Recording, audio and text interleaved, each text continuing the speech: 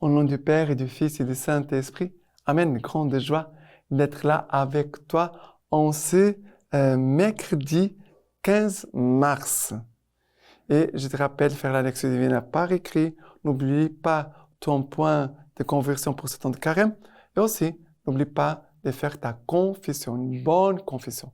D'accord? Et maintenant, la première lecture d'aujourd'hui, c'est Deutéronome chapitre 4, à partir du verset 1. Et maintenant, Israël, écoute les lois et les coutumes que je vous enseigne aujourd'hui, pour que vous les mettiez en pratique, afin que vous viviez et que vous entriez pour en prendre possession dans le pays que vous donne le Seigneur, le Dieu de vos pères. Vois, comme le Seigneur, mon Dieu, me l'a ordonné, je vous ai enseigné des lois et des coutumes pour que vous les mettiez en pratique dans les pays dont vous allez prendre possession. Gardez-les et mettez-les en pratique. Ainsi serez-vous sages et avisés aux yeux du peuple.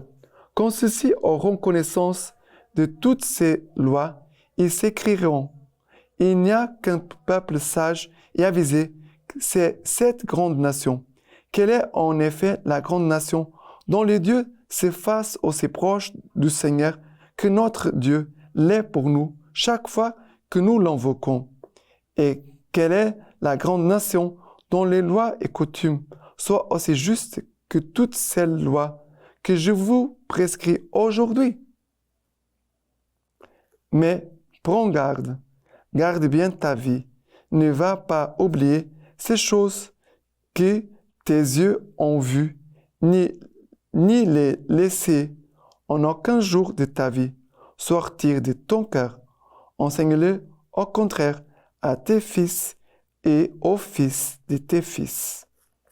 Alors, ici, ça concerne la loi, la parole de Dieu. Parce qu'ici, quand il parle de la loi, de coutumes, ce n'est pas des choses des hommes, ce sont les lois et les coutumes que Dieu a enseignées à son peuple par la bouche des saints hommes de Dieu, les patriarches, on pourrait dire même les prophètes, qui vont venir plus tard. Mais ça veut dire que le Seigneur nous parle, le Seigneur nous enseigne. Et c'est pour cela que nous avons besoin d'écouter la parole de Dieu, parce que c'est la parole de Dieu qui a le pouvoir de nous convaincre de notre conversion. C'est la loi qui vient éclairer notre conscience pour nous dire, voilà, telle chose et telle chose qui n'est pas de Dieu, que tu dois quitter et changer et enlever de ta vie. Parce qu'il y a parfois des choses que nous vivons, des lois et des coutumes des hommes, que c'est un péché aux yeux de Dieu. Et on doit faire très attention, parce qu'il a les coutumes des hommes, les lois des hommes, et parfois il a des lois et des coutumes des hommes qui sont contraires à notre foi catholique. On doit avoir conscience de ça. Parce que souvent les gens sont très attachés à la culture, mais on ne doit pas être très attaché seulement à la culture, les traditions, mais on doit toujours être attaché à Dieu et à ses paroles, parce que ce sont les paroles de Dieu qui ont le pouvoir de nous convaincre de notre péché, du besoin de notre conversion, qui vont aussi nous sanctifier, qui vont aussi travailler en nous la foi et aussi qui vont nous aider à marcher jusqu'au ciel à la vie éternelle. C'est pour cela que Pierre va dire à Jésus, que Jésus va dire, mais voulez-vous aussi partir? Pierre va dire, à qui irions-nous, Seigneur? Seulement tu as les paroles de vie éternelle. D'accord? Maintenant, le psaume d'aujourd'hui, le psaume 47, à partir du verset 12. Fêtez Jérusalem, loue ton Dieu au Sion. Il renforça les barres de tes portes. Il a chez toi béni tes enfants. Il envoie son verbe sur terre. Le rapide court sa parole. Il dispense la neige comme laine, répand les givres comme cendre. Il relève à Jacob sa parole, ses lois et jugements à Israël. Pas un peuple qui l'ait ainsi traité, pas un qui pas un qui ait connu ses jugements. Alors, de recevoir ces trésors, c'est la parole de Dieu, et c'est pour cela que nous devons écouter la parole de Dieu, l'apprendre, l'enseigner aux enfants, aux autres, aux personnes. Et parfois, seulement une petite phrase, mais nous devons enseigner la parole de Dieu. Même quelqu'un qui ne sait pas lire, la personne peut écouter et apprendre par cœur. Et une phrase, un passage petit que la personne peut apprendre par cœur, elle peut prier, elle peut méditer, elle peut travailler pour mettre en pratique dans sa vie. Mais voilà les trésors que c'est la parole de Dieu, qui est chemin sûr, qui nous conduit jusqu'à Dieu.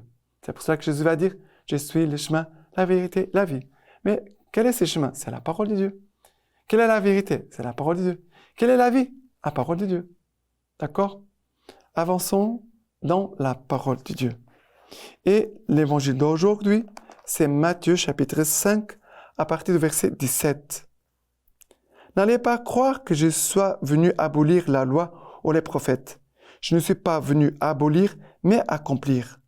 Car je vous le dis, en vérité, avant que ne passent les ciels et la terre, pas une i, pas un point sur l'i, ne passera de la loi, que tout ne soit réalisé. Celui donc qui violera l'un de ses moindres préceptes et enseignera aux autres à faire de même, sera tenu pour le moindre dans le royaume des cieux. Au contraire, celui qui les exécutera et les enseignera, celui-là sera tenu pour grand dans le royaume des cieux. Alors, qui est le grand dans le royaume des cieux? Parfois, on voit dans les évangiles les disciples qui discutent qui est le plus grand. Alors, Jésus nous donne la réponse. Bien sûr que Jésus parle, le plus grand, c'est celui qui s'est fait serviteur de ses frères, mais aussi, il dit, celui qui exécutera et enseignera les paroles du Seigneur, celui-là sera tenu pour grand dans le royaume des cieux. Ça veut dire celui qui met en pratique la parole de Dieu et qui enseigne aux autres. Et je pense surtout aux enfants, à enseigner les enfants à aimer la parole de Dieu, à connaître la parole de Dieu, à mémoriser la parole de Dieu, mais pas avec le fouet. La relation avec Dieu doit être une relation d'amour. La relation avec la parole de Dieu doit être une relation d'amour. Parce que la parole de Dieu, c'est une parole d'amour.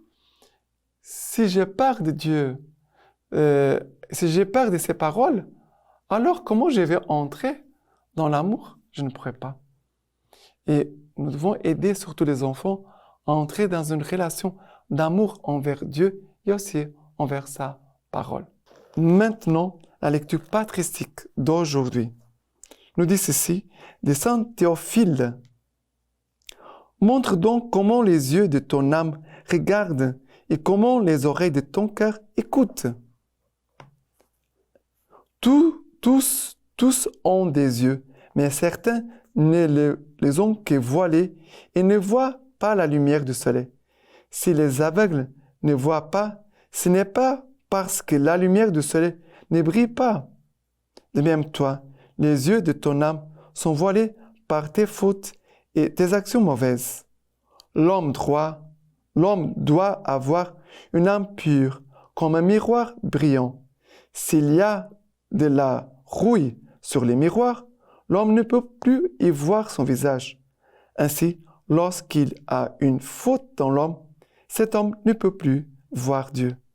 Mais si tu le veux, tu peux guérir. Confie-toi au médecin, il opérera les yeux de ton âme et de ton cœur. Qui est ce médecin? C'est Dieu qui guérit et vivifie par les verbes et la sagesse.